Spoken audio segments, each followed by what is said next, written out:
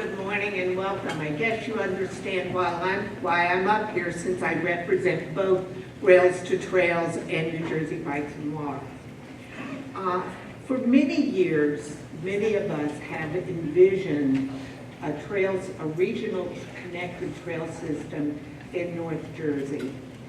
And it is my honor, and on behalf of New Jersey Bikes and Walk Coalition and Rails to Trails Coalition, that we have secured, to announce that we have secured 5 years of private investment to make this vision a reality.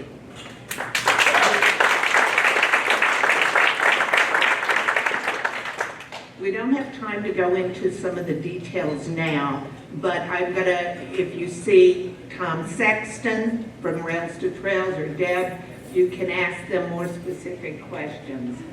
Right now, we're looking to hire local talent to really accelerate these changes.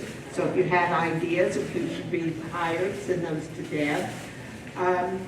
And we are looking to collaborate further with all of the partners and collaborators that have helped us get to this point and will be critical for the momentum that we're going to need to make this idea a reality.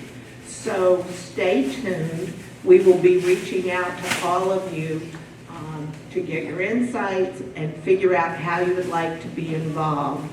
This is an amazing opportunity for Rails to Trails and New Jersey Bikes and Walk Coalition to create that northern New Jersey connected trail system, which will make it possible to bike and walk outside of where cars are. So thank you for being here, and please respond when you hear from us about getting involved in this Northern New Jersey Trails project. Now I want to move on to the main event. If we have, I don't know if we have Beth with us, but whether you've been working in the active transportation field for 2 years or 20 years, you know Beth Osborne, or you at least know about her work. She's somewhere around here. Beth is a senior VP at Smart Growth America, and as Deb said, is the director for Transportation for America, a position she's held since 2014. Prior to that, Beth was employed by the U.S. Department of Transportation in multiple, hi Beth, in multiple capacities, including acting assistant secretary. Beth serves as a national policy advisor with several senators and representatives, and is a nationally respected advocate for transportation, trade, and labor policies. Growing up in New Orleans, Beth was an early adopter of safe and enjoyable walking and biking infrastructure. As we heard today, we're going to get a sense of what's going on nationally in the area of active transportation from Beth, and how we can start to apply some of that in New Jersey. So now join me in welcoming Beth. Thanks for having me. It's really great to be here, though I wish I could be there with you in person. Many things going on in DC keeping me here. I am going to share my screen here. All right, how does that look? Okay. As you heard, I'm Beth Osborne. I'm Director of Transportation for America. We're a national nonprofit that looks at the role that the built environment plays in creating communities that are healthy, prosperous, and resilient. The transportation arm, which is what I run, wants a transportation system that connects people to jobs and essential services no matter how they travel, no matter their financial means or their physical ability. Today, I am going to talk about the National Infrastructure Law. where we are, what we can do with it, but I'm going to focus much more on state leadership in the implementation of the federal law and their state programs, and get into some resources that can help advocates. So the infrastructure law, or the IIJA, that was passed in 2021 has funding for many, many areas of infrastructure, but you can see the majority of it goes to surface transportation. And what's really remarkable is how much of that pie is now made up of rail. Intercity passenger rail and freight rail improvements is now as big of a slice as the transit slice, which is extraordinary.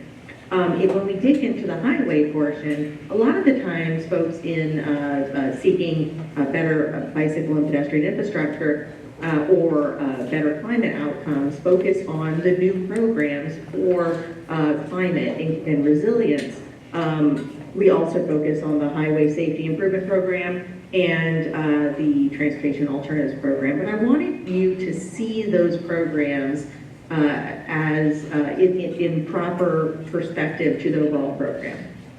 If we want to improve these areas, we need a much larger portion of the pie dedicated to it. And what the feds have done is they have made the program flexible enough that really all of the program could be spent improving safety. Unfortunately, the flexibility allows for the majority, the overwhelming majority, to not go there either. So it requires a good amount of state leadership and local advocacy to make sure the flexibility is used for good and not the status quo.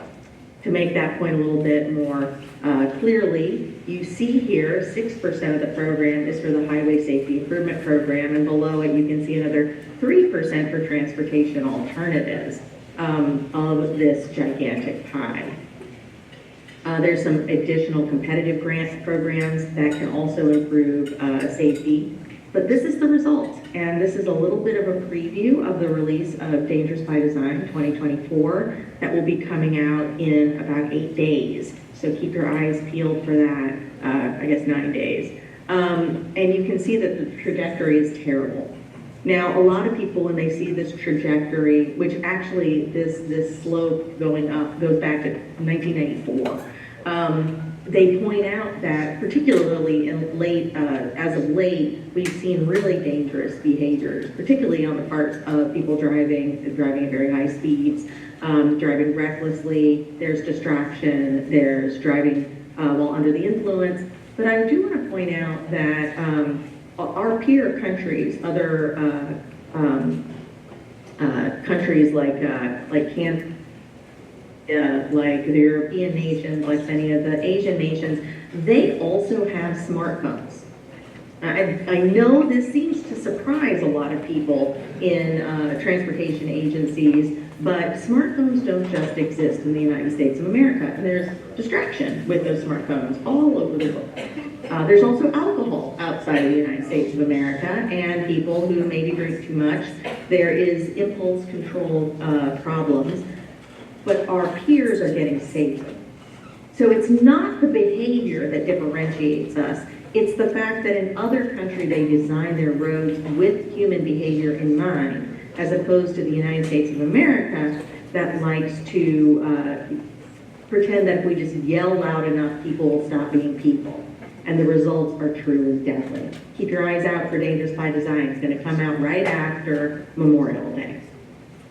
And this is basically the way we have been doing safety. We dedicate little slices of the pie for safety while we're digging that hole super deep with the rest of our funding. So we have to look at the leadership occurring away from the feds because they're not really doing a lot to prioritize safety. So let's look at some really good news and examples of what to do across the country. Now this is a climate action, but it has great impact for providing alternatives for people so that they can walk and bike. In Colorado, the DOT, this was not legislative, this was the DOT itself, created a rule that requires the state, anytime they are planning highway projects, to look at what the impact will be on greenhouse gas emissions. And where those greenhouse gas emissions are going to go up they must mitigate it by investing in other forms of transportation that will counter that will lower the greenhouse gas emissions by the same amount, which means investing in transit and walking and biking and things like that. The state of Minnesota followed suit last year and did the exact same thing while boosting money for alternatives in transportation by a large amount.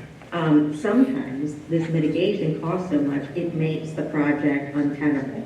But that's kind of the point. If we can't build in a way that is not damaging to the climate, we probably should reconsider that sort of investment. In the state of California, they started looking at the way they measure the impact of transportation or highway expansions on reducing congestion and on the environment by measuring a phenomenon called induced demand. Now, induced demand is the concept that if you add lanes to a highway, you're just going to fill them up with more cars. People will decide to change their driving habits over to that corridor, or they won't drive in less traffic times now that space has been opened up. And then development follows that as well. So rather than pretend that it's not a thing, something that we've known as an economic phenomenon in all sectors since the mid-19th century, they've decided to start measuring it. And with the University of California at Davis, they created a calculator. Then the Rocky Mountain Institute came and created their own version of the calculator that's free and available to everyone. And they have helped a few states design it just for them, including the state of Minnesota. And it produces a report card like this that shows the increase in emissions that will come due to induced demand so that we can consider whether or not we are getting what we want out of these investments. This has an impact locally. California is also moving away from a car-centric measure called level of service, which looks at how many cars are on the road, what the density of cars are, and how quickly they are moving, to a vehicle miles traveled measure. What's interesting is level of service, which looks at whether or not traffic is created locally, as opposed to whether or not the way we develop creates traffic on the whole system. This level of service might address a pocket of traffic locally, but it tends to increase overall traffic and overall driving. And many of us have heard this term level of service as a reason why we cannot add sidewalks, we cannot add bike lanes, we cannot add crossings that are safe, or add traffic lights so that people can move across the street, because it will reduce level of service. And like I said, it pushes development, which might cause traffic at a spot, out to the edges, which creates more driving overall and builds overall congestion. Moving to vehicle miles traveled says, no. Instead of our mitigation being wider highways and pushing development out to the fringes, we will allow for there to be some development locally, and we will mitigate it by creating more walking, biking, and transit options. We'll use TDM, and we will make it easier to get around this area, but by doing so, we reduce the overall burden on the system and keep overall traffic lower. In the state of Virginia, back in 2014, when I first started here, we started working with them after they passed a law requiring a connection between statewide priorities to their prioritization of projects. And they really look for creative ways to capture all those priorities instead of listing several priorities, but really only measuring congestion reduction. I could spend an hour on them alone, 2 hours. Virginia is blowing everybody else away. This is a really extraordinary process. There's ways they could improve it, but it's the best in the country by a lot. They score their highway with all of their projects, all their new capacity projects across all nodes based on these areas, and based on where they are in the state, there's different emphasis put on the different areas. So in Northern Virginia, close to DC, the congestion mitigation and access to jobs is their big priority. But when you get to Southwestern Virginia, where they frankly get a little tired of the strong economies complaining about their congestion, they'd love to see some congestion. That would mean that their economy was booming. They actually focus much more on economic development and safety. And so each project is scored according to these areas, and it's divided by the state cost, and they're ranked within their districts and statewide, and they go down the list as far as they can in terms of funding availability. What's really interesting is under access, this is access to jobs, and they have a specific measure of access to jobs for low-income populations. And their land use and transportation measure is access to everything else. And after they passed this, they said, that's a great idea. How the heck do you measure these things? And so they put energy into figuring it out. If you look at the literature back in the 1950s, everyone thought this was the way to measure the transportation system. But we didn't have the capacity to do it. We didn't have GIS and cloud computing that allows us to do a measurement of millions of potential trips within a couple of hours. The thing is, we have had that technology now. We've had GIS for 30 years and a lot of computing capacity for a decade or more. We just haven't applied it to transportation. Virginia has. And this is the measure where access to the things you need is high. We find transportation costs lower. We find that people don't have to drive as much. We find emissions are lower. Active transportation opportunities are higher. This is the measure that captures the experience of the system for folks. And what's in stark contrast to the way we measure things today, which is how fast are the cars moving. We actually don't measure whether or not you ever arrive at your destination. That's not the point. The point is whether or not the cars are moving. Access to jobs and services measures how many places you can access, whether you can be in a car or not. This was created with help of folks at the University of Wisconsin, and they have put their methodology on the street so that anyone can implement it. In Florida, they have moved away from designing roadways based on a category like arterial roadway. And we've heard this too when we're trying to get good bike ped infrastructure. The design standards don't allow us to shrink the lanes or whatever it is. In Florida, they don't treat an arterial in an urban core the same way as in a suburban commercial district. And they don't treat suburban commercial the same way as they do a rural town. This is one of the things I find most exciting about Florida's classification is you notice in rural areas, they have 3 different classifications. Normally when I hear people talk about rural areas, what they mean is everything outside the urban area, which is a very dismissive way to talk about rural. Rural towns actually require a lot more of a roadway approach and transportation investment like urban centers do.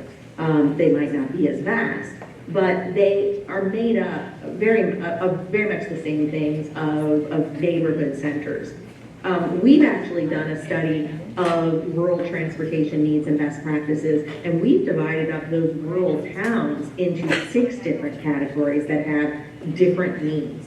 And I'm just very sensitive when I hear people say, well, what about rural areas, as if it's one thing. They communicate to me very quickly that they don't know much about rural America, and they're trying to create a one-size-fits-all effort out there and then apply it to urban areas too. Florida has shown us a way to do things differently. We've also done some really fun projects on complete streets where we do a quick build demonstration project. These 4 states, Arkansas, California, Connecticut, and Tennessee, recently did them on state highways and had to create a system to even approve those. These are projects that could cost anywhere from $10,000 to $200,000 depending on what they were trying to do. But in Chattanooga, it was $15,000 for 11 months to improve a crossing. They saw speeds go down from this intervention. They're able to use it to plan their permanent investment. The public was able to get really rich engagement and touch and feel it, not just look at some engineering sketch and figure out what it meant. And they saw an increased use of the crossing as a result for $15,000. We've done work like this in other areas. In Washington, we did the work on local roads. We find more ability to be innovative on local roads than on state roads. We find state DOTs very concerned, and frankly the feds, about putting color in the right-of-way. They're afraid that they will be sued for deviating from the Manual for Uniform Traffic Control Devices, which had some colorful language about this that I think is really unfortunate, in spite of the fact that on local roads there's been great success, there's been no lawsuits, and it's actually helped drivers understand where they're supposed to be and where to look for potential points of conflict. Those data have not been incorporated into state and federal guidelines yet, and I'm hoping that more experimentation will help that happen. We've also done an analysis of state approaches to their designs, including their design guides, their scoping procedures, and many other issues like training and hiring. And we've done a top-to-bottom analysis of where those standards make it hard to build for not people outside of the automobile. We're working on this for Alaska right now. It's not enough to pass a police streets policy if it runs headfirst into all the other documents and procedures. So that's a whole lot of really great innovation going on across the country, all of which, we're hoping more states take up.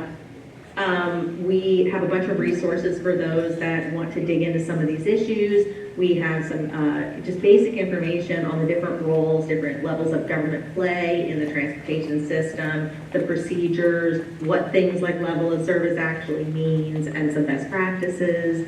We create explainers. We did a report called Divided by Design that a lot of times we talk about when we build highways, the economic benefit that comes with building these interstates, but we don't look at the economic activity we tore down and what that would have meant economically over the last 50 years and could mean today. We also look at some planned highways in both Atlanta and DC that didn't get built and what exists today that would have been torn under.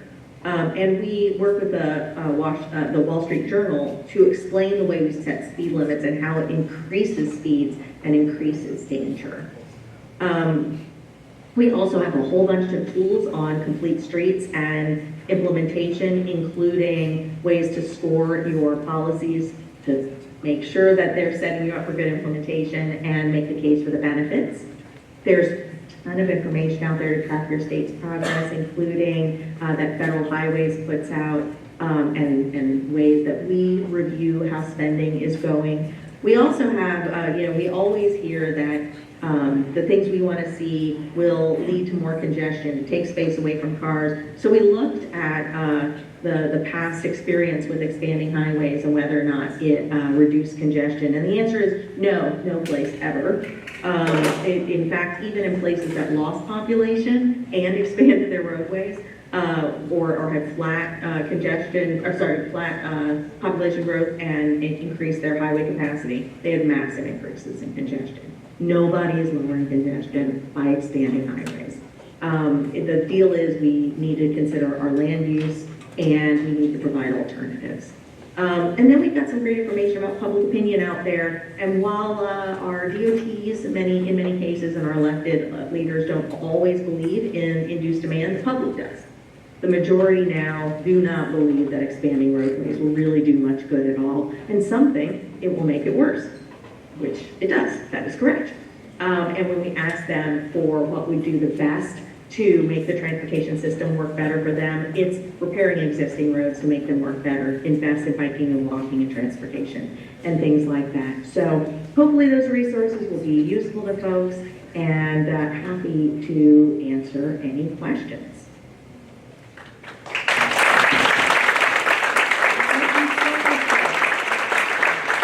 It's wonderful to hear about all the different examples across this country that we can learn from.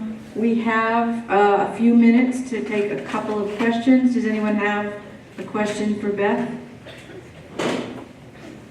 Mike is coming over to you in 1 second.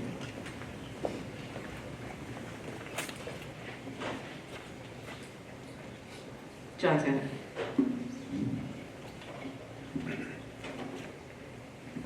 Hi, Beth. John Boyle from the Bicycle Coalition of Greater Philadelphia. I have a question about, actually it's your opinion, what are your thoughts on the new MUTCD?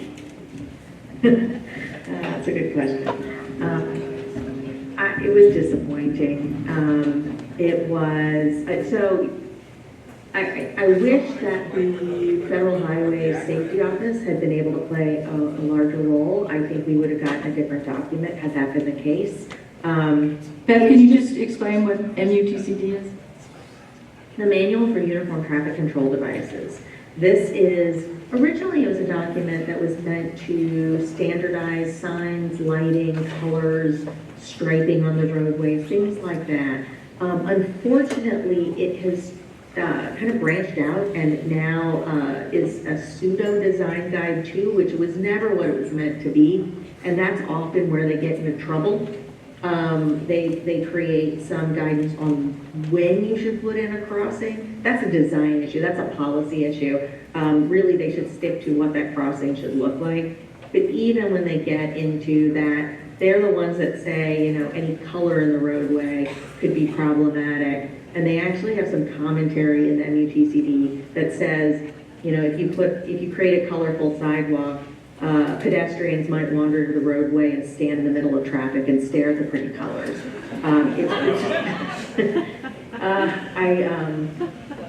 When I was at USDOT, they would talk about how they do studies of the potential changes. What they don't talk about is they don't study the traditions.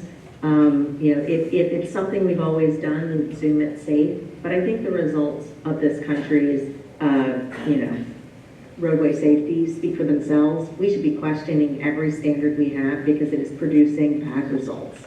There are some new flexibilities in it that might potentially be useful to folks, but I was very disappointed. I'm going to take USDOT at their word that they're open to ongoing changes, but I haven't seen it yet. So for now, I'm hopeful that they will make changes before their next full update and give us a chance to at least make some marginal improvements in the near term. Thank you. Do we have another question? One more.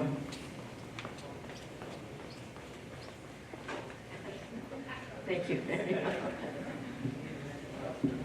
Thank you so much. My name is Malka Soro, and I live in West Windsor in Worcester County. And I've long had questions about the context-sensitive design as regards to suburban areas. And it seems counterproductive to say that some areas are just not as important to put in sidewalks as the way I interpret it. Can you please comment?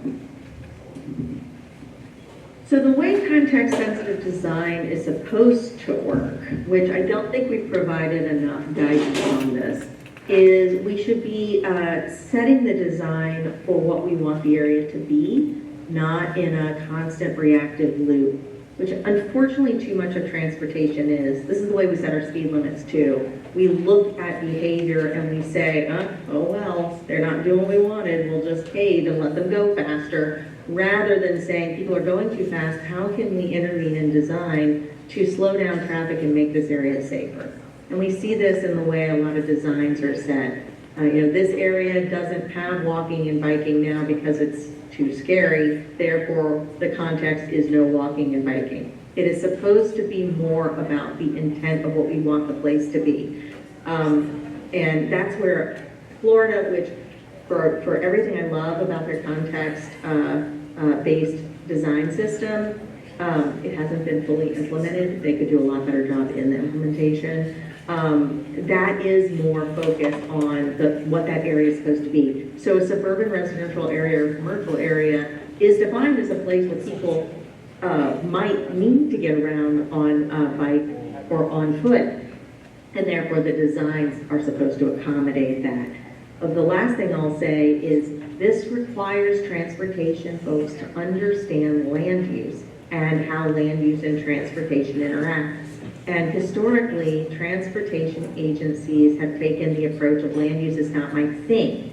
And that would be like saying that, safety and weather events aren't my thing. It might not be what you want to be your thing, but they have a profound impact on the effectiveness of your system. So at the very least, we should be able to predict what land use changes will do to the transportation system and what our system will do to the land use system.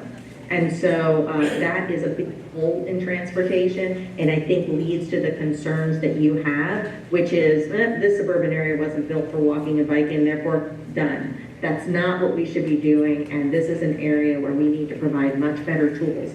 I will finish on a positive note by saying measuring access to jobs and essential services fixes this issue. You can look at how a roadway intervention, a transit intervention, an operational change, a bike ped change, or a land use change will improve access to jobs and essential services. And so it really puts all these things on equal footing and gives us a much more accurate snapshot of current conditions and how any intervention will change things. And that really brings context into the conversation in a productive way. So there's lots of great opportunity out there if only we can get our DOTs to join us in the early 2000s, technologically speaking. Thank you so much, Beth, really.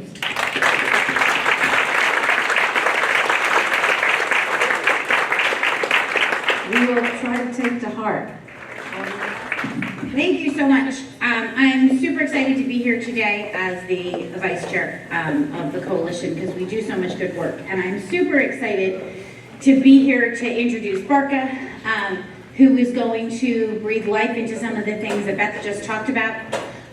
She also really breathes life into things that I talk about in my day job and my two other roles. That if we want to be serious about sustainability and equity, then it is imperative that those values are in our transportation system because the way we move people is the way that they live. And so in Jersey City, they are doing that all of the time. And I am looking, because I'm introducing her, but I know she's here somewhere. Oh, there she is. Just wanted to make sure you were close by before I finished my introduction. It was important. But really, how we move people is how people live. So if we are making sure our transportation systems reflect that equity value and reflect that sustainability value, then we are making sure that they have communities that are going to do the same things. And so as Director of Infrastructure for Jersey City, Barkha has been putting those words into action. She has made sure by creating on-demand mobility, which is also clean on-demand mobility, that by making sure that our roads are multimodal, where pedestrians and bicyclists are welcome, and this is one of my favorite parts when I was reading about all the things that Barkha does, and by making sure that our community spaces have joy in them and are joyful places to congregate, she is putting those values to action every day. So I'm very excited to be here and to be able to have Barkha talk about how those values, as well as the Vision Zero policies that Jersey City has created and has implemented and is really showing the way here in New Jersey, how those things have helped create a better and more sustainable community for her residents. So, Barkha Patel.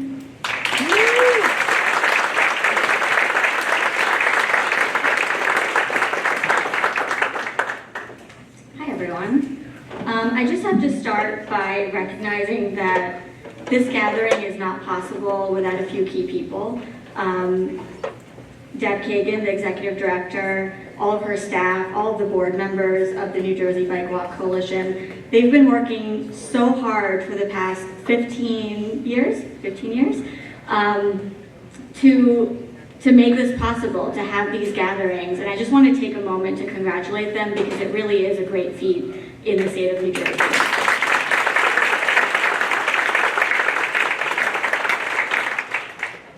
And it's so impressive to me because in that time, what you've managed to do is create a resilient community all across the state, united around advocacy for biking and walking, and united around the shared value that the ability to be able to move around our state safely on our streets, on our trails, on our greenways should be a basic human right, and that we should not be punished for it if we choose to travel on foot or on bike.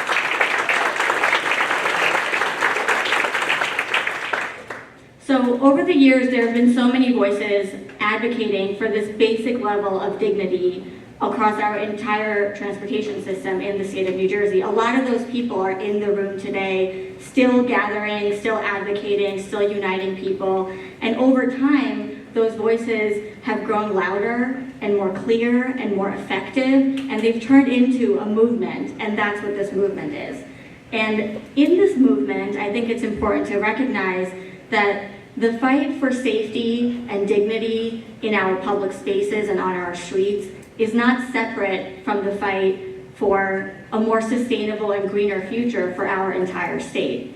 It's not separate from the fight for racial and environmental justice in our communities. It's not separate from the fight for gender equity in our public spaces. And it's not separate from the fight for inclusion of all of the underrepresented groups of people who make New Jersey the great state that it is today.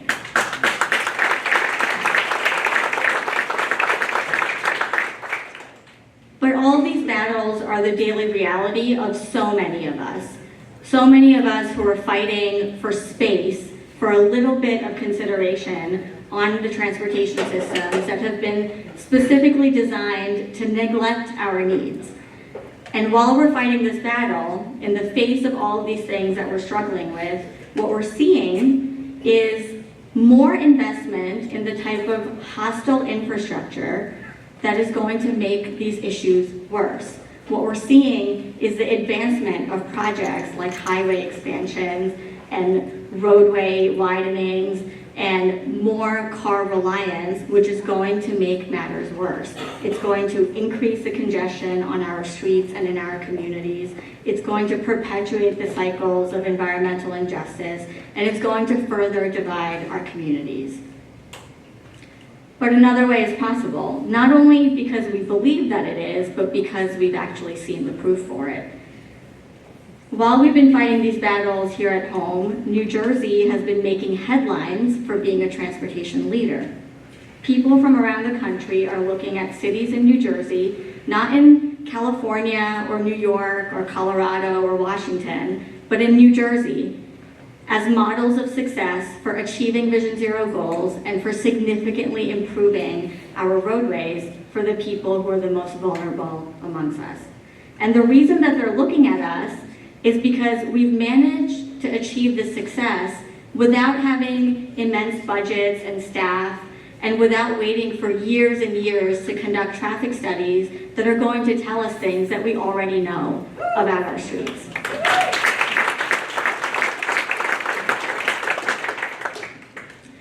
In Jersey City alone, just over the course of the last 8 years, we've started to radically change the way that we approach our transportation system. And unapologetically, the priority for our staff in city government and at the highest level of leadership with our mayor is active and sustainable forms of transportation.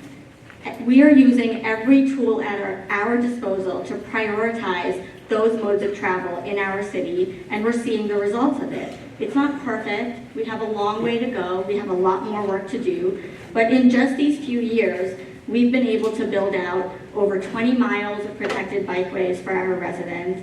We've been able to reclaim street space and dedicate it to acres of new parks and pedestrian plazas.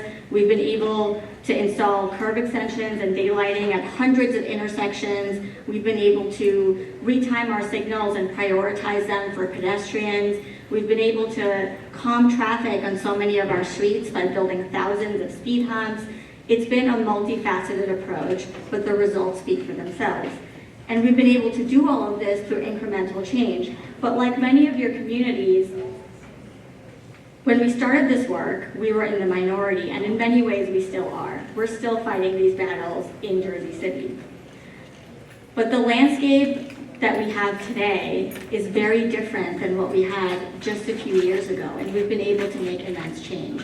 Just a few years ago, we were dealing with a situation where a majority of the transportation issues that we were facing in Jersey City were outside of the city's control. Jersey City is a really unique place in that it has over 300,000 people living there. About half of the population commutes to work by transit, and yet the city had absolutely zero control over any of the bus lines, light rails, subway, ferries, any of the transit operating within its borders. Almost 40% of households in Jersey City are carless, and yet cars dominated street space all over the city. We are one of the most ethnically diverse places in the country, and yet the physical form of Jersey City doesn't reflect what's so unique and special about it. So when we looked at all these problems and saw all of these things that were outside of our control, we were forced to pay attention to the few things that were in our control, and that was our streets. And the few things that we could do was to improve conditions for the people who are most vulnerable amongst us. And the data showed that undeniably, people on foot and people on bike are disproportionately impacted in traffic crashes, more likely to lose their lives, more likely to have a greater level of severity in their injuries. So we started very small, with one intersection, with one demonstration project, with one act of courage, and we used whatever tools we had at our disposal. And slowly those things rolled into larger and larger projects and programs, and today we've been able to tackle every single mode of transportation that exists in Jersey City today, again with a priority on transportation equity. By testing out ideas that we all had on the ground, by testing out ideas that have been proven to improve safety for our residents, we've seen results, and not only that, we've been able to build trust and transparency with our community who had been craving just some level of action from their government, some level of response to these systemic issues that they had been battling with for years and years. And since we've had this success, what we've seen is one great year with 0 traffic fatalities on city streets, which is a huge milestone.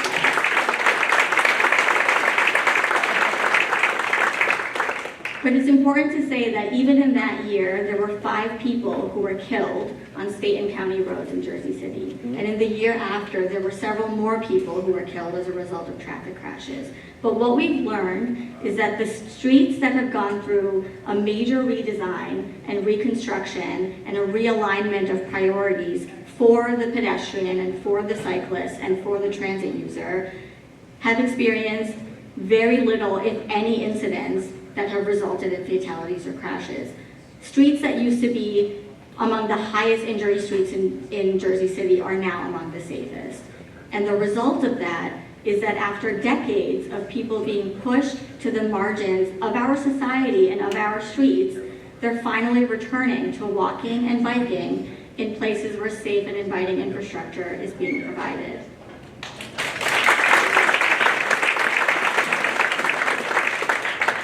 So we know what works, and today we're seeing communities throughout the state embrace this model of tactical urbanism, of bold action, and we're seeing more and more communities courageously commit to Vision Zero goals and begin the work of redesigning and rebuilding their transportation systems and their infrastructure to support a culture of safety, sustainability, and inclusion. So what we need now is for our governments at the local level and at the state level to demonstrate their commitment to supporting this work.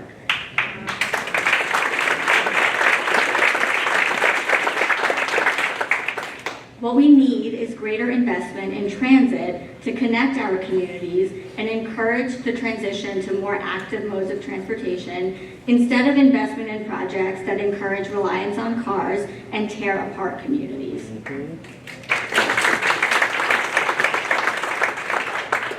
What we need is for traffic fatalities to be treated by our legal systems and executive systems as the public safety crisis that it is, and to enforce properly when those incidents happen in a way that demonstrates that we are prioritizing the life of our residents in the state of New Jersey. We need greater urgency behind the implementation of these life-saving projects for the people who are disproportionately impacted by crashes, and we need to immediately unlock the full potential of trails and greenways that can connect communities throughout the state in a way that we've never seen before.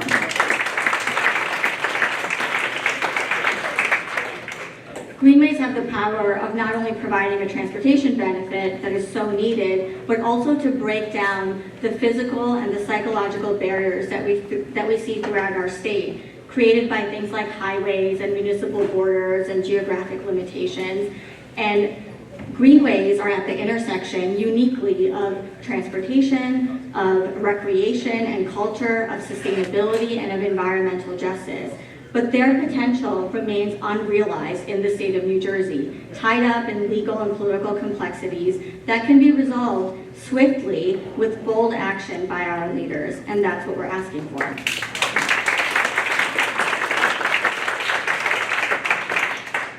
So all of our contributions are important in making these changes happen. On our streets, on our trails, on our greenways, whether you're a resident or a community leader or a consultant or a government employee or an elected official, all of your contributions are important to this work. But I believe strongly that the onus is on those of us who are designers and implementers and decision makers about our transportation system. We have to do the heaviest lifting to make the most impact.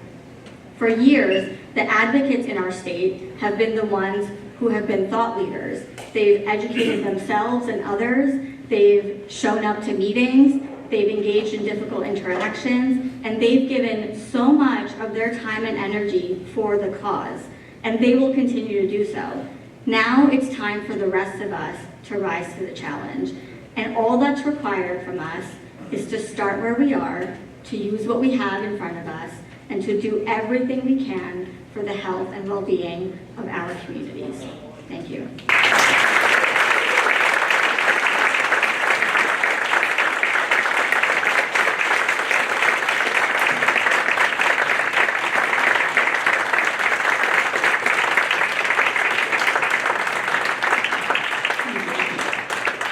Thank you so much.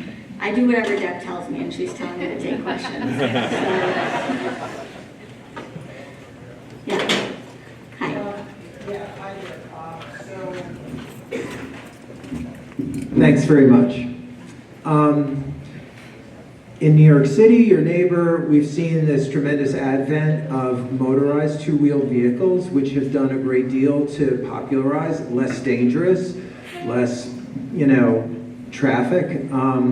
But at the same time, it's reached a tipping point where there's starting to be competition among motorized and non-motorized conveyances in the infrastructure that we've built to promote cycling and even built to promote walking. And I'm wondering to what extent you think there's a role for government to intervene proactively in managing what we see as a big influx of new technologies, new transportation technologies into the infrastructure, which in many ways was designed for non-motorized modes.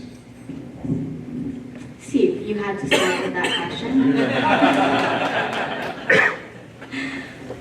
So I think we've been very clear in New Jersey, in Jersey City, that as we're seeing more and more modes of travel come into the market and onto our streets, we want to be really deliberate about not only what we're allowing and where and why, but that we're making sure that we're first providing a basic level of infrastructure and support for the kinds of modes that have been so neglected for years. So first we need to focus on providing adequate bike infrastructure for that traditional mode, adequate bus infrastructure for all of the people who are relying on that, before we can focus on shifting everything within our operation to be able to adapt to things like what you're talking about. So that's the first thing, and I don't think we're even there yet. We don't even have in our cities and our towns and our state that basic level of infrastructure for biking and for transit use, and we need to prioritize that first.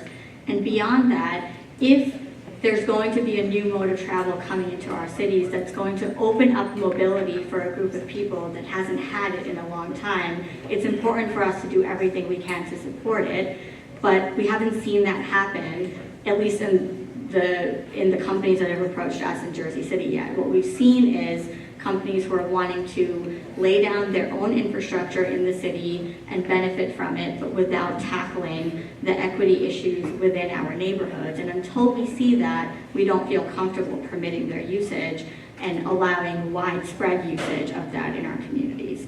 So it's, I think, a difficult thing for us to work through, and there are a lot of layers that we need to solve for before we can engage even in that conversation. Thank you. Any other questions? Yes. Hi, I'm Chris Stewart from New Jersey Future.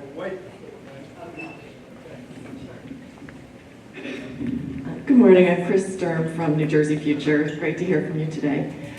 So if you were in charge of the DOT,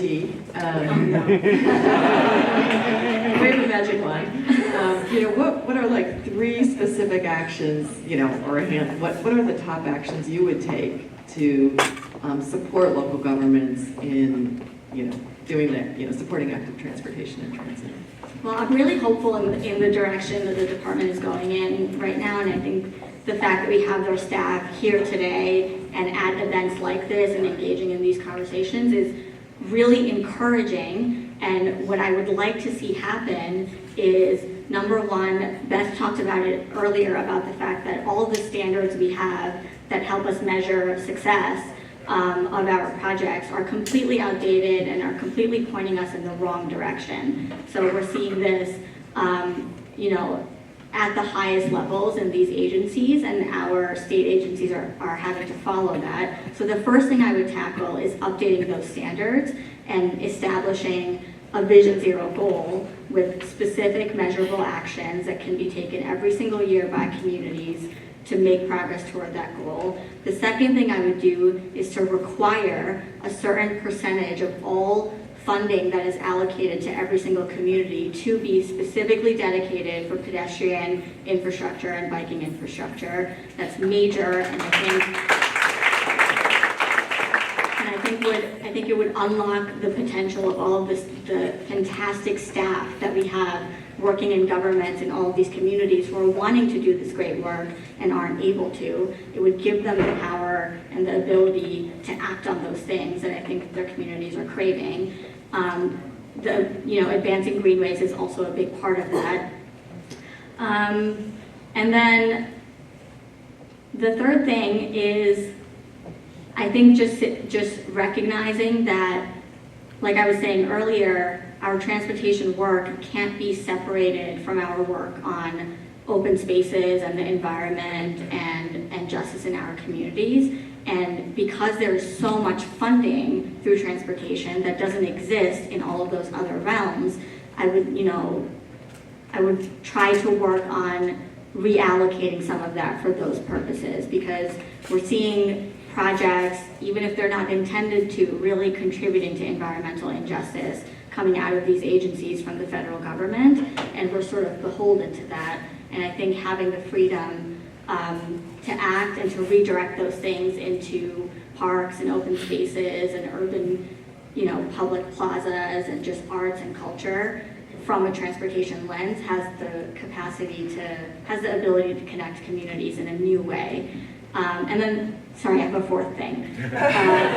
What we're seeing is that because projects are taking so long to get authorizations, and even once communities are awarded grants for projects that are really critical, it takes a long time to get them up and running. And by the time they do get started, the dynamic has changed politically or in the community. There's now more support for something that wasn't there 5 years ago, but we're still bound by the requirements of the grant processes to not be able to make those changes. And so we're always catching up. We're always 5 to 10 years behind the mark on where we need to be because of these administrative rules. And we need to open up some flexibility in those processes, which to the extent that we have the ability to do that at the state level, I think we should be doing it. Yes, there's one more question. Yeah. Oh, okay. Hey, my name is Patty Sinelli. I run the Lake Pack Venture Company up in Lake Pack on all those rural streets up there. I know we're talking about Jersey City right now, but if I was going to go take a bike ride, you cannot change the roads out there. There's no shoulder. So how do we bring awareness to the drivers to let them know that, hey, there's a cyclist, you got to give them 4 feet. I know it's a 4 feet law, but do we do more commercials? How do we bring awareness to the drivers? So I will say that that component of this work is definitely not my area of expertise, but there are a lot of people in the room here who have been great at making sure the education and the awareness campaigns are mindful of the inequities, but still effective in getting the message across. So I will let them, speak to that afterwards. What I will say is that in my experience, we do have to make sure that the infrastructure change, which can be there 24/7, is what we prioritize as the first line of defense, and then the education and other components come afterwards. And what we've seen is that, in Jersey City, we don't really have a public awareness campaign. We haven't, to be honest, done much work on education or, letting people know that we have this Vision Zero campaign. And that's just the truth. All of our resources have gone into making physical changes on the ground that will automatically modify behavior. And we found the most success with that. So I do think some level of that is required even in the rural context. But then, of course, the education can be a supplemental element. That's it. Thank you so much. Land, water, and natural resources, as well as developing the regulatory reforms necessary to achieve Governor Murphy's environmental, climate change, and clean energy priorities. During his tenure, he has spearheaded initiatives to reduce greenhouse gas emissions, expand renewable energy, make our communities more resilient to the impacts of climate change, conserve and restore our natural resources, redevelop our brownfields, and strengthen our water infrastructure. As was noted, as someone who works in government, it's been a pleasure to work with him and his team. And although we have many issues before us, the Greenaway, the Essex Hudson and Greenaway, would not have happened but for his leadership along the way over the many years. So we are lucky to have him in that position. And it's my distinct honor and privilege to bring up the New Jersey Department Environmental Protection Commissioner, Shawn LaTourette.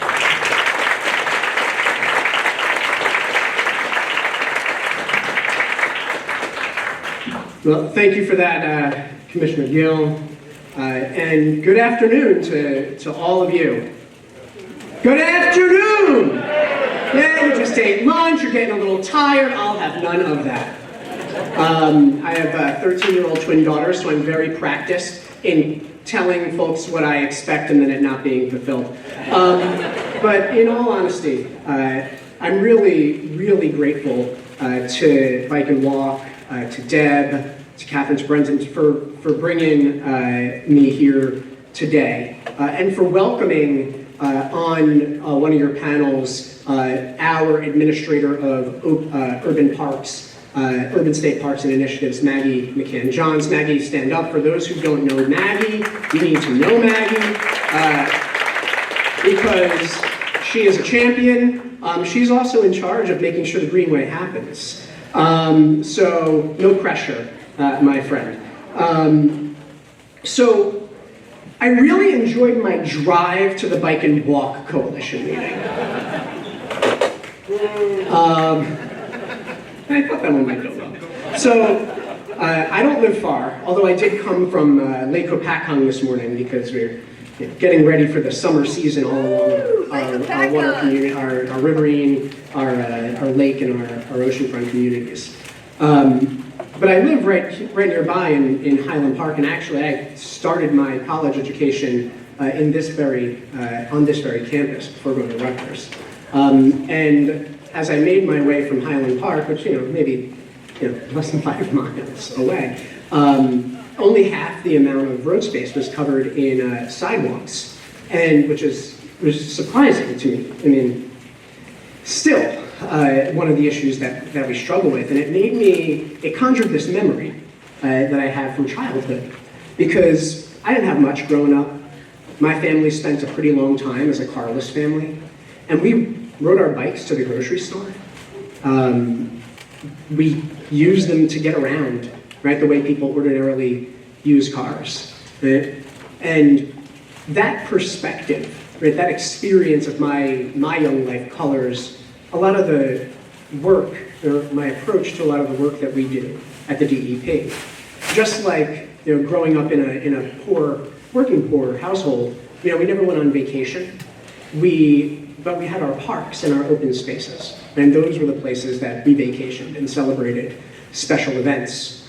And while I didn't, as a very young person, consider myself an environmentalist, as I began to be introduced as a teenager to all of the natural treasures of our state, get to know our state park system better, get to see park systems large and small all around the state, led by counties and local governments. Right? Essex, where Brendan is a fine example of one outstanding park system. And that landscape, and it doesn't happen by itself. Now, I've been a lawyer and in environmental professional for nearly 25 years now. And when I first started engaging with the DEP as a professional, I didn't realize how much the organization did. Quick introduction of why it matters and why you should care. Right? The DEP is your environmental quality agency. We make sure that the water you get is clean and safe. Right? We make sure that our waterways are not the recipients of too much pollution. We clean up hazardous sites. We're first those who are responsible to do it. We sue polluters to get funding for natural resource restoration, to do good projects that put people in touch with nature and one another. But we're also the Department of the Interior for the state of New Jersey. We oversee 1 million acres nearly of public land. 52 state parks, including the Greenway. 122 wildlife management areas, dozens of historic sites, right? And we're also responsible, to some degree, in partnership with our colleagues at the Department of Transportation, for advancing a healthy trail system in the state of New Jersey. And I'll be the first to tell you that it's not as healthy as it could be. It's not as robust as it should be. It doesn't serve all the people who need it most. And it's why I'm grateful for organizations like yours, right? Because in government, you can often be distracted by the fires of the day, the big issues of the moment, right? And it is only with the presence of accountability partners like this organization that we are able to keep the issues that you know well because you live in your communities, I don't. Right? That we're able to have that perspective inform the policies that we develop and set, the things we change. Right? And sometimes you got to pound the table real hard for that, I know. Right? I know. And that pounding that I experienced, that pounding of the table, right, to do something that was good for the sake of doing good, a fine example of that is how we came to be the steward of the Greenway. Because for years, organizations like yours and the Open Space Institute and others, right, leaders like Brendan and Deb and many of you around this room and beyond it, right, there was this knowledge, this sort of known fact within the community of environmental and conservation and transportation advocates that this represented an opportunity of a lifetime, really, right, to take what is an abandoned 9-mile-long rail right-of-way and transform that into an open space and transportation asset that benefits one of the most densely populated areas of our state. Right? And this wasn't really on the Murphy administration's radar. Right? It was on the radar of those in our Green Acres program and folks who are in our Trails program who knew about this opportunity, but it wasn't on the radar of the highest levels until you all put it there. Right? And look at the power of that advocacy.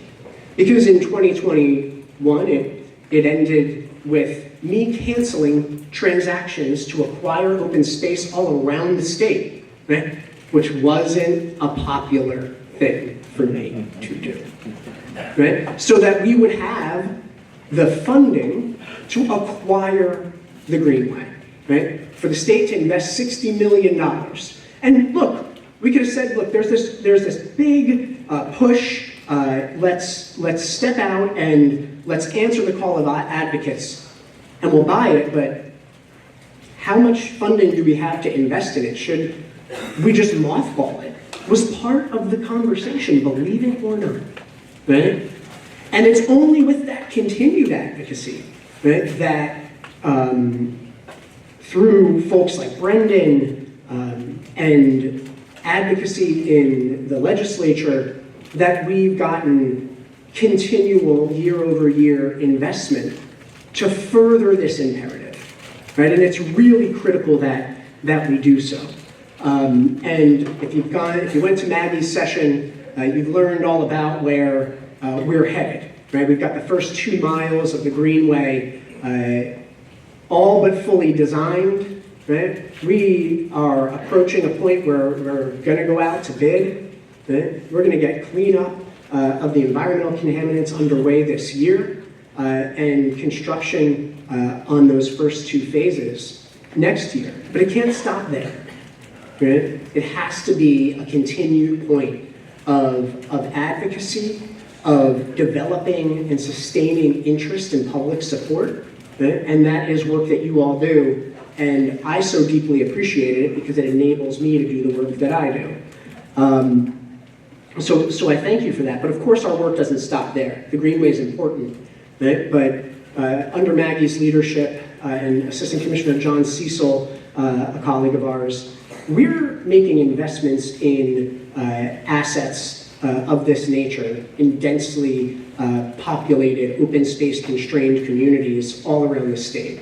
Right? We have a vision for a linear trail system and state park in the city of Camden. Right? So where I stole Maggie from, by the way, Camden County, thank you for making the trip. Right? Through the strategic acquisition of land area that's underutilized in partnership with all the different levels of government, county and local. And we're on an endeavor to revitalize Liberty State Park and connect it better to its community, right? So that that space speaks to all of the needs of the communities that we serve and stands as an example for the nation. I believe when we come to a conclusion point with Liberty State Park, it will be one of the foremost outdoor urban environments in the country, right?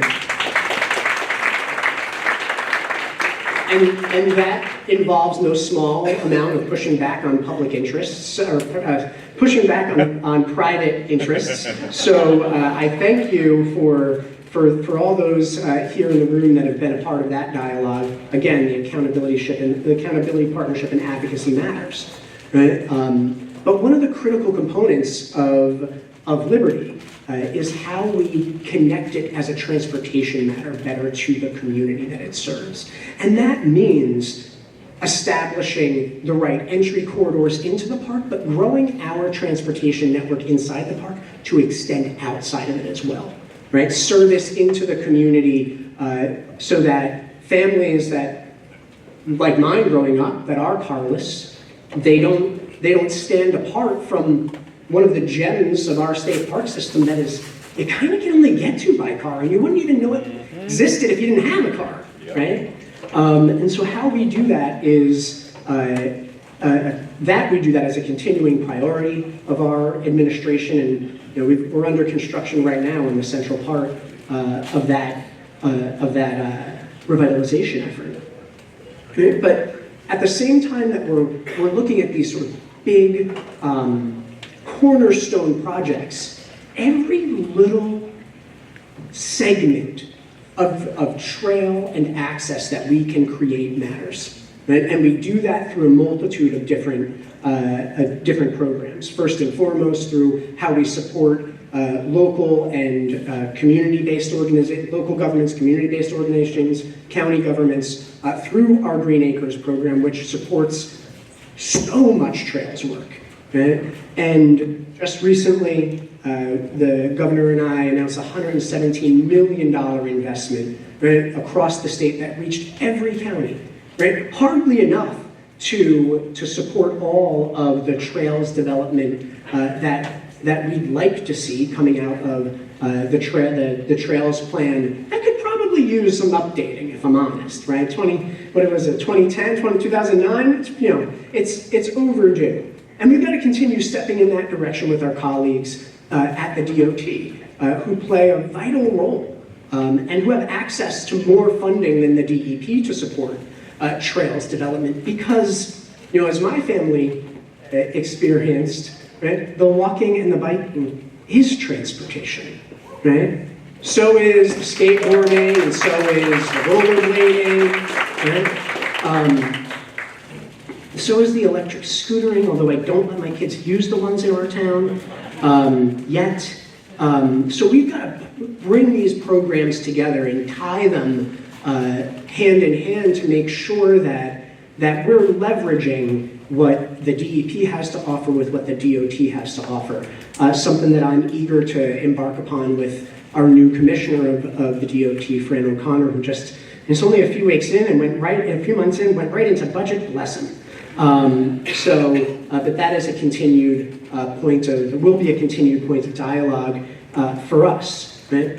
Because from our perspective, right, how we better invest in and support the expansion of trail networks all around the state is a critical component of not just the transportation system, but how we act to improve our environment and people's health, right? Because number one, we know that car culture is hurting the lungs of our kids, right? Every single year, right?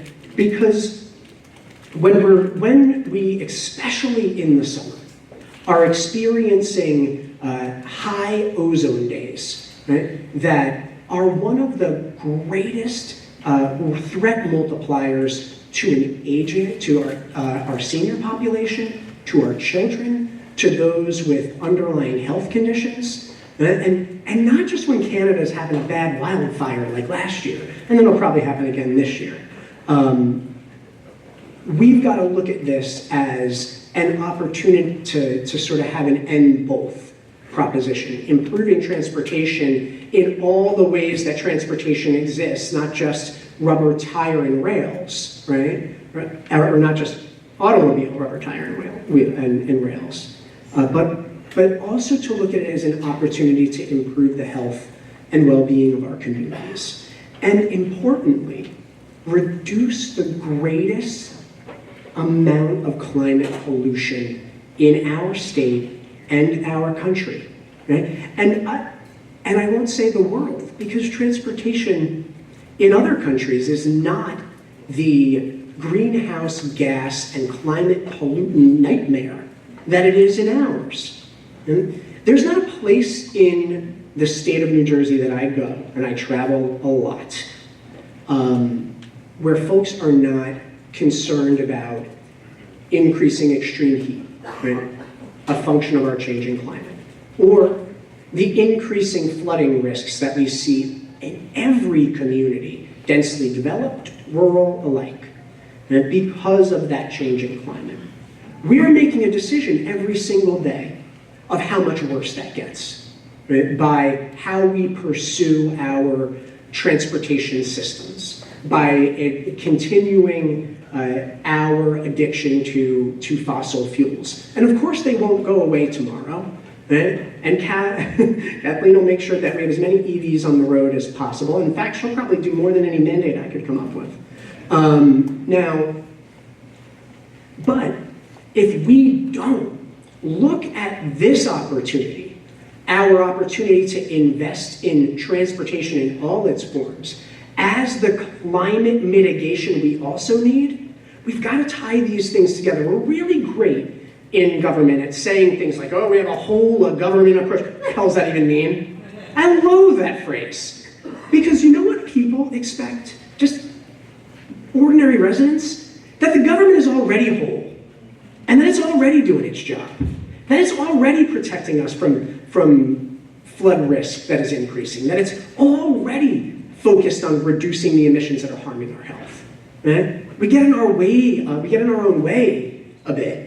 Right? Let's not get on our own way on this issue, because the opportunity is tremendous, right? Because when we look at trails as infrastructure and we pursue them as such, we put ourselves in if we do that from a concerted policy position, we open up funding opportunities for communities from the federal level, from agencies that are outside the US DOT, right? We're expecting a huge announcement coming out of the National Oceanic and Atmospheric Administration about parks and trails in open space, right? Sometime later this summer when the Vice President can visit.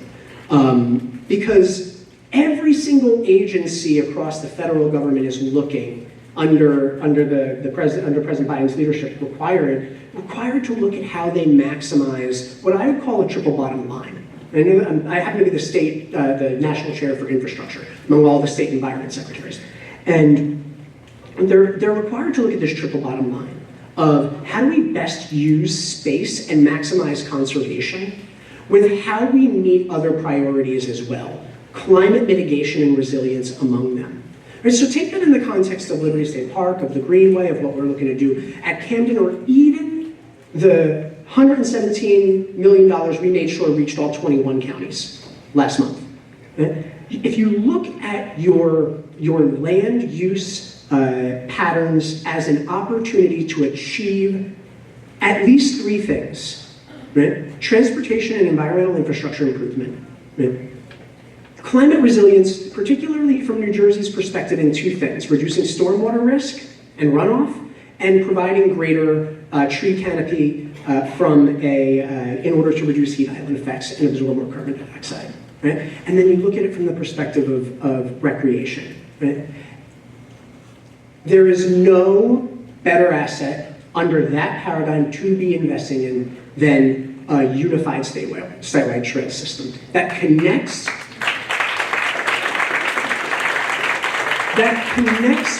people and communities and brings them together to enjoy the environment that we all share.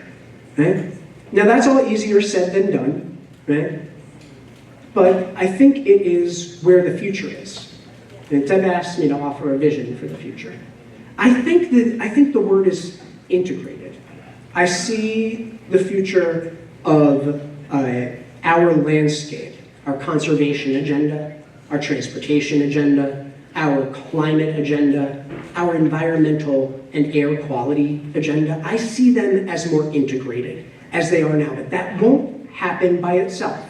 It only happens when you advocate, again, across that whole of government that doesn't always talk to itself, right? So that advocacy, that accountability partnership remains a critically important component of how we advance to that future. And I think if we do that together, right? If you keep doing your jobs, you force me to do mine, right? You force the DOT to do theirs, right? We don't want to do them, but there's distractions every day, right?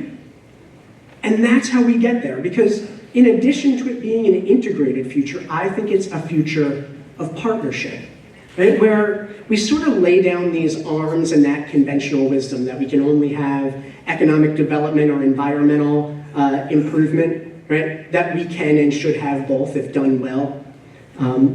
That it's a future that has a stronger and more just environment at its center, right? We refuse to make those false choices, that we expect that we can improve our environment and access to nature as we promote growth. It's a future where there's no one industrial villain that seeks to pollute and plunder, and there's no single conservationist with a monopoly on virtue either, right? It's a future where we look at the environmental justice concerns, the public health challenges of any one New Jersey community as a challenge to our entire New Jersey community.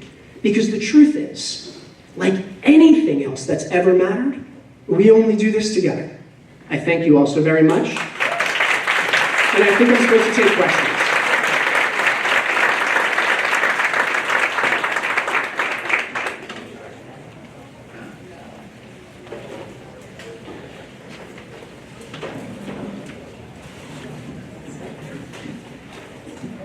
Hi, Chris Knoll, County Complete Streets.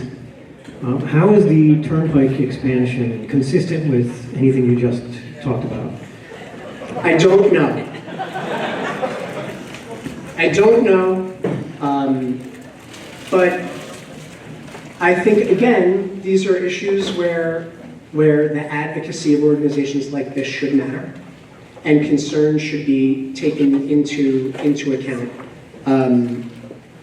That it is not an issue where I get a say, nor should I. That's the work of the Department of Transportation. But I hear the commentary often with respect to induced demand, with respect to everything that's probably on your mind right now. I wish that I had a better answer for you, and unfortunately I don't.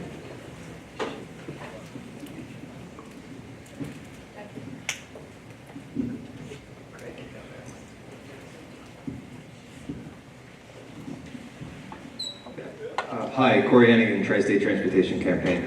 So there's a new federal funding source for regional multi-jurisdictional trail development, or ATIP. Less money appropriate than we'd like, but it's this first round, and what we're hearing from a lot of municipalities and counties is that the level of effort required to get it isn't matching up with what they're getting out of it. I've also heard a rumor that in California, the California state government is sort of reaching out to all the jurisdictions and finding really high quality regional trails, and they're helping craft these applications to sort of streamline the process. Is there any opportunity to do that kind of proactive multi-jurisdictional trail funding like the Greenway in other parts of New Jersey? I think there may be. We're in the process from the state parks perspective, right? So state parks kind of standing apart from my comments before. There's 1,100 miles of trails all throughout New Jersey state park system. So there is an effort underway within DEP on the recreational trail program itself. It's just getting underway, and that's more of an accessibility assessment, as I understand it. But I'll take that thought back. It's a good one.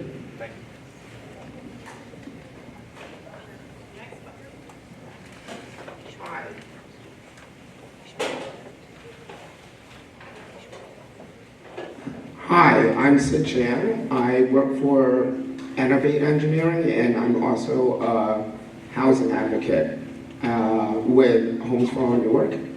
I wanted to ask, there's a lot of those abandoned rail right-of-way that trails people are proposing to turn into trails, but then there are the rail advocates who want those right-of-ways developed as transit corridors. Are there places in New Jersey where it makes sense to combine both a pathway and a transit facility in the same right-of-way, and then potentially even link up rehabilitated brownfields along those corridors for affordable housing and green acres? Thanks. It's a great question. I think the Greenway represents exactly what you're talking about. But the interesting point at the start of your question, you said there's rails, trails advocates, and then there's transit advocates, and that's the same thing, because the trail is also transit. It depends on how, of course, it's being used, and I mean like rail advocates who want. Sorry, I meant like rail advocates who want like a light rail line. Oh, I see. Yeah, I see. Okay, I don't think I understood that point. Look, I think from our perspective, we at DEP are thinking a lot about how we can, I mentioned before, sort of get to this triple bottom line. And because we know that we can't create every abandoned rails to trails or rail that could be a trail into a state park. We know that we can't do that just ourselves, but we are exploring through our Green Acres program, how we can partner with county and local governments so that we can take what are state, constitutionally dedicated state acquisition dollars and buy property that can be stewarded by a local government entity instead of becoming a state-run facility like the Greenway will be. And so we're in some talks with Union County, for example. I'd certainly invite Essex to the table, Mr. Gill, because we have this dedicated source of funding to acquire open space. And what led us ultimately to the Greenway acquisition is, as a matter of just, government being government and sort of, in a way, the government will do the same thing it's always done until you tell it to do differently, right? And so when we saw the Greenway opportunity, we looked at the state acquisition funding source, which, year over year brings in millions and millions of dollars. Going down a little bit because of the CBT. It's only funded by the CBT. But what we've done historically is to buy up property, because we're obligated to buy it, in areas that already have plenty of open space, plenty of trails, plenty of parks, and just to attach it to an asset that already exists. And so instead, we're asking ourselves the question of how we could use that more proactively in a forward-looking manner. And I think that could be part of a solution that is married with a potential transit opportunity like the Greenway will be. We don't know exactly what the transit on the Greenway will be. Right? In the beginning, it's going to be bikes and people walking, right? But it will have the opportunity to expand into more as it develops into the future.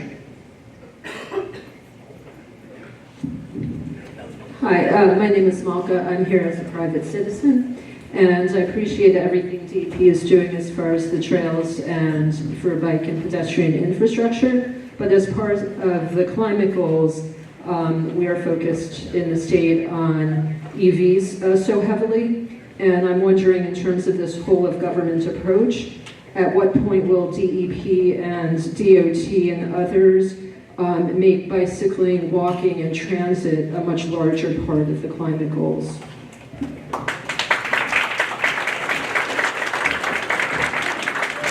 I hear you. I hear you. And from our perspective, from our perspective at DEP, right, there are certain levers that are available to us because of our, the way the law exists, right, and that enables us to address sources of pollution, right. It doesn't enable us alone to set transportation policy, but it does enable us to take the steps and instill the measures that reduce pollution. And that's sort of where you see the focus at present, from our perspective.